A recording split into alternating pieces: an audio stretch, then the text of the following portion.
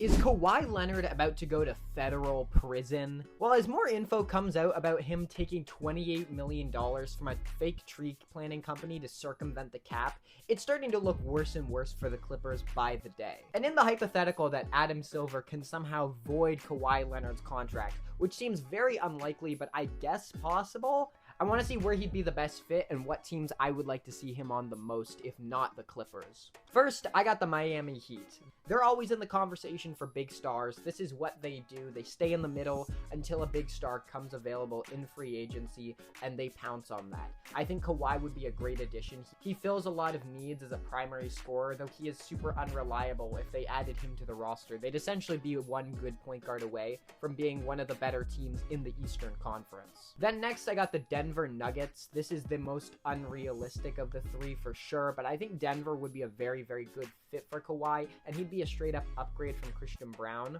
He wouldn't have as much of an offensive load, which means he'd be a more impactful defensive player, and conversely, he'd be able to do more offensively than Christian Brown can because he's such a good shot creator in the mid-range. He's also a vet, and because the Oklahoma City Thunder are building a Death Star, Denver has to have an honest-to-God chance at contending now because it's only going to get harder in 2-3 years for this Nuggets team to really compete as they start to get older. This would give them a chance to do that for real.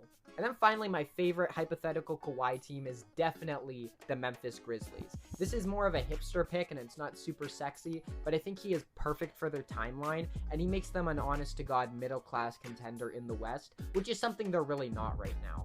They traded Desmond Bane this offseason and essentially replaced him with Kentavious Caldwell-Pope, which is okay. Kawhi would be a much bigger upgrade, and because they have some cap flexibility, I think they could make it happen. And he'd bridge the gap between now not having a third future young star and whenever Cedric Howard or their pick next year from Phoenix turns into that legitimate third star. It's not the sexiest destination, but it makes the most sense for them to endure the next few years where they might not be a legit contender and give their young guys time to develop in the meantime. But hey, he's probably going to stay on the Clippers, or if anything, somehow end up on the Lakers roster, so this doesn't really matter.